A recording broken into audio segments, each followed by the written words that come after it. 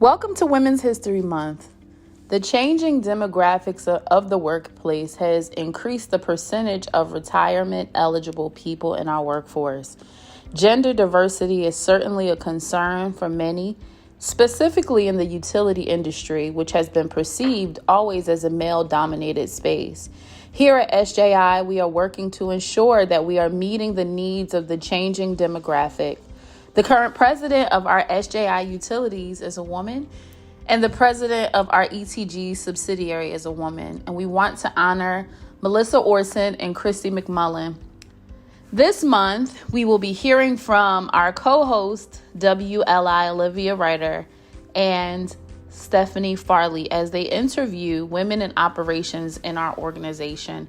Welcome to the One SJI Diversity Podcast, guys. Glad to have you.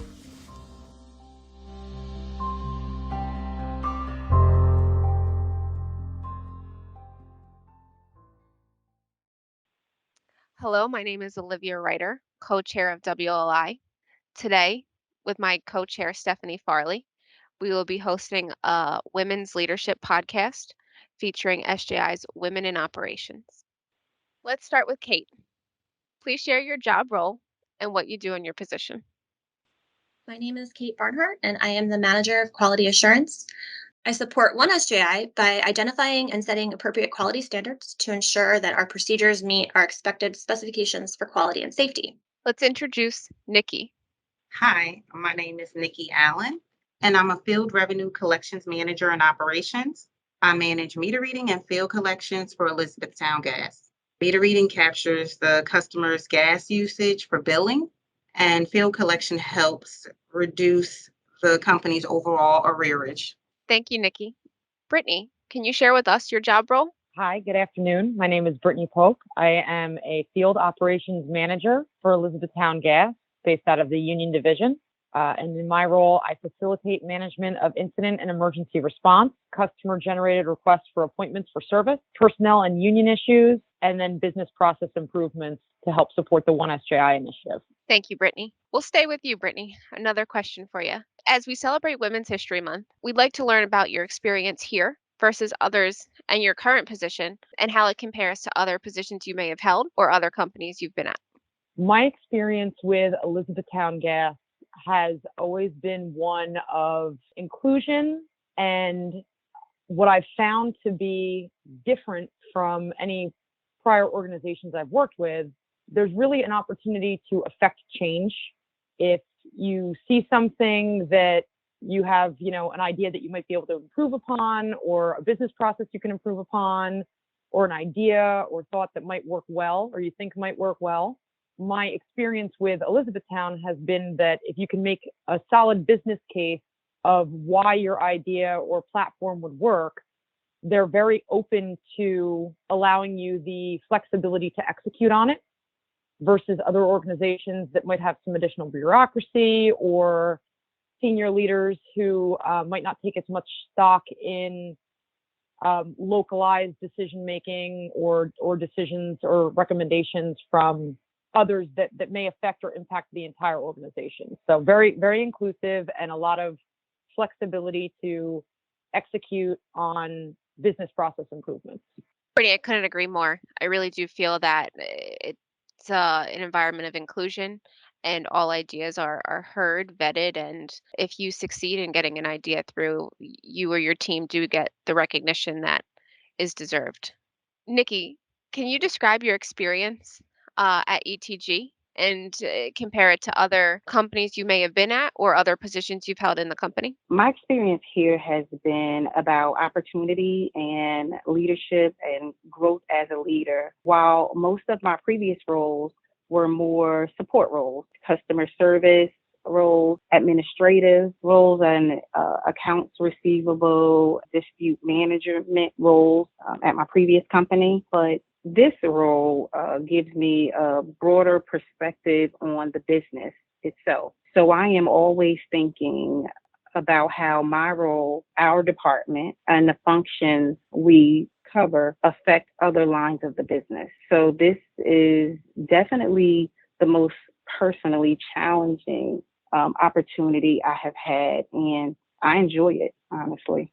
Getting to know you, Nikki, and the role you do with meter reading and field collections, your part of the organization does have a wide net, affects a lot of other business lines, and really as a utility, it's a core function. So I'm happy to hear you enjoy it. Thank you. Kate, can you describe what your experience has been as a manager of quality assurance and how it may have differed from other positions you've held? I think the path that has taken me to the position I am in, I was offered a lot of opportunity to expand my knowledge and grow in areas that in other companies I probably wouldn't have been able to. I've learned a lot about, SharePoint, Power BI. I've been given the opportunity to expand my knowledge, and that's definitely helped me.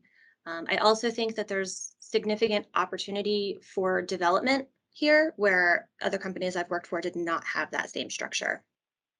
Nikki, during your time at ATG, and I know you described in your last response that you've had a chance to work in different parts of the organization and learn different skill sets. Have you ever had some support coaching from either women within the organization or some of our allies? What types of support have benefited your career?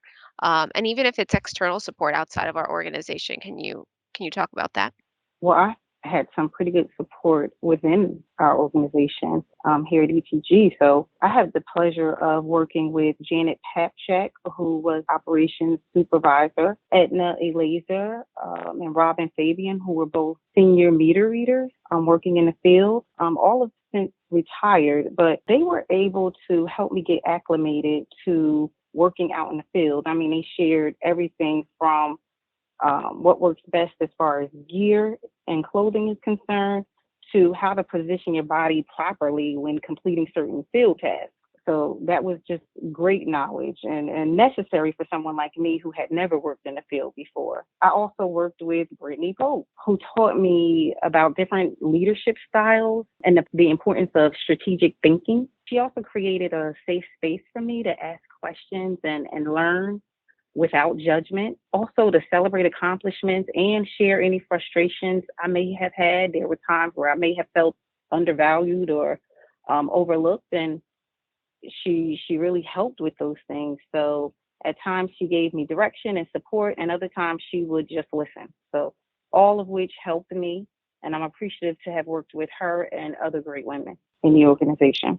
I'm so happy to hear that. I think everybody on the phone here, we obviously have all come from operations. We all have unique experiences being women in operations. That to hear that you had the support, you had women kind of walking you through the process and giving you the tips and tricks to being in the field. It is definitely eye-opening when you aren't used to that, understanding what it takes to get a job done and move, and just having that support and somebody to listen to you, to bounce ideas off of. That's excellent. And I can't wait to hear Brittany's response. Brittany, can you tell us a similar experience that you may have had for support within the organization or maybe outside of the organization? Not to steal too much of Nikki's thunder, but I will attest, working with her has been an extreme pleasure. When I first came on board with the company, she was in the metering department already, which is where I started meter reading and field collections. And she really helped me come on board to the organization as a new employee, helped me understand how the company operated, the hierarchy. But I think what I most appreciate about the relationship I have with Nikki is that she really was always very candid, truthful, and transparent in helping me to see my strengths and maybe some areas that I needed to improve in or some weaknesses to help me be a better employee, a better participant for the company to help drive those business objectives and those goals. For example, she would always tell me to make sure I knew my audience and that I was being very thoughtful in my messaging so that I didn't explain something in a manner or fashion that might have been lost or misinterpreted, and that my message didn't get missed. I have a tendency to do that sometimes. So she was super helpful to enhance my communication skills from that perspective. And then just overall is always a good sounding board for me, even still to this day. So I'm sure I'll be texting her about this later. As far as outside of the organization, there was one woman I worked with when I interned in college for Morris County Prosecutor's Office. And she was a very strong, very intelligent, assertive leader. And the one piece of advice that she always gave me was to know your business and your industry. Don't be afraid to assert yourself and ask as many questions as you can and try and be the expert of your field. And if you do all of those things, everything else should fall into place as well. I would say those two individuals really had a significant impact on my ability to grow both in this role and then personally as well. I think those are great stories, and to get both of you here together talking about that, those shared experiences is super special. And I just listening to you describe the support you guys have for each other and the environment that you've developed. I'm sure you're supporting other women within ETG and operations and giving them the same support that you've been shown over the years. Kate, can you tell us about some support or coaching you may have had, some mentorships while you've been at SJI, either in your current role or previous roles? I think we have a lot of support from some very strong women in SJI, and some that I've, dealt with directly, some that I've dealt with more indirectly. The ones I've dealt with myself have pretty much told me to not fear being outside your comfort zone, to embrace it, to believe in yourself. I think that the more I've been okay with asking questions, the more comfortable I've gotten in my role. I think I've learned a lot by asking. The support comes, and I think me and you have been in similar positions. Support comes from both sides of SJI. We have our women mentors that are strong advocates for us, but I think there is a lot of allies, that there's a big strong support from the men at SJI as well. And I think you and I both have had that experience that everybody supports, everybody uplifts. We have those sounding boards, we have that support system. And without the allies at SJI and those advocates, I don't know if I'd be where I am today. And I don't know if you have a similar experience or have the Absolutely. same thoughts. Absolutely. There's a lot of people that have really helped me along the way and been willing to teach me what I need to know to be good at my job. So we will continue about some sharing some unique experiences and stories that we may have had as women at SJI. Um, Nikki, can you share maybe it's a funny story, maybe it's a unique story, but something that stands out in your mind as being a woman working in operations? Field work is a unique experience for me. So when I am in the field with my company gear on, my work boots and my safety vest, I'm out there completing observations. I really enjoy the response I sometimes receive from our customers and the people in the community. I like when I notice that they're surprised to see a woman in the field, pleasantly surprised. And sometimes they even ask me questions about what I do and how long I've been with the gas company. And honestly, it's a proud moment. It really is. So I feel like in those instances, perhaps I may be changing the assumption that these type of jobs are reserved for men. It may shift the perception, a little bit, and motivate women to look into these type of opportunities more often. I share with you, Nikki, the proud moment. Being recognized as a woman in operations, it definitely is a proud moment. I think sharing my experience in operations, it was when I started in ops, I may have been the only woman in South Jersey gas operations, but by the time I left operations, there was at least one woman in each branch: construction, asset, pipeline, utility. There was a full complement of women in every part of it. Brittany, can you share an experience with us of being a woman in operations? I'm actually going to go back to something that you ladies spoke about earlier, as far as folks being willing to teach and help your personal growth and development.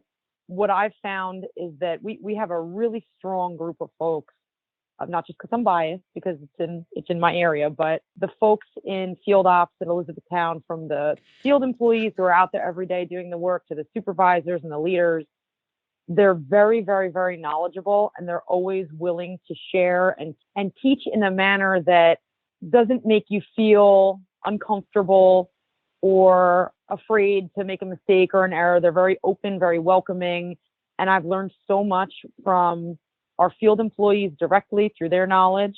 Funny enough, we have one of them will routinely quiz me on what the boiling points are for water and some other items. So it's a good time. And then even with the supervisors, always being willing to explain something that I might not understand as fully, not doing that work on a day-to-day basis, to really help me grow my knowledge and develop. I really appreciate that. It's a really strong team over there with a lot of knowledge, and I'm very fortunate to be able to pick out that knowledge and try and, keep it for myself and continue to learn from what they do on a daily basis. That's so true. Questions I think are huge. Kate, can you share with us an experience that you may have had as being a woman in operations? I think as a woman in operations, you have a lot of experiences, but I think it's encouraging for me to know that we're acknowledging the benefits of a diverse workforce and we're actively fostering that culture. And I think it's really important that it's continuing to go in the direction that it is. When I took this position, I definitely said yes to an opportunity that presented itself, even though I didn't have the direct experience in a management role. Um, but I think I'm continuing to stay true to my values and being clear on my priorities. I think there's obviously a theme throughout our conversation here today and learning about Brittany, Nikki, and Kate and their roles within the organization and their roles out in the field. Um, there's a role of support there, or there's a theme of support. There's a theme of learning, asking questions, and the importance of diversity. I've really enjoyed getting to know everybody a little bit more on the podcast today as we talk through this. I hope this is just the first time women get to share their experiences as being in a non-traditional role. I think there's more women joining the non-traditional fields, and I think this is setting us up for a lot of great discussions to come in the future. Thank you, Brittany, Nikki, and Kate, for joining us today on the One SJI Diversity Podcast. And I'll turn it over to my co-chair, Stephanie Farley. Thank you. On behalf of the WLI, I would like to thank everybody for joining this conversation today. SJI has a lot of strong women leaders that are driving process improvement and creating the top tier work environment that we have here. Each of you are an inspiration, pleasure to work with because I work with each one of you on a daily basis and represent wholly everything that means One SJI.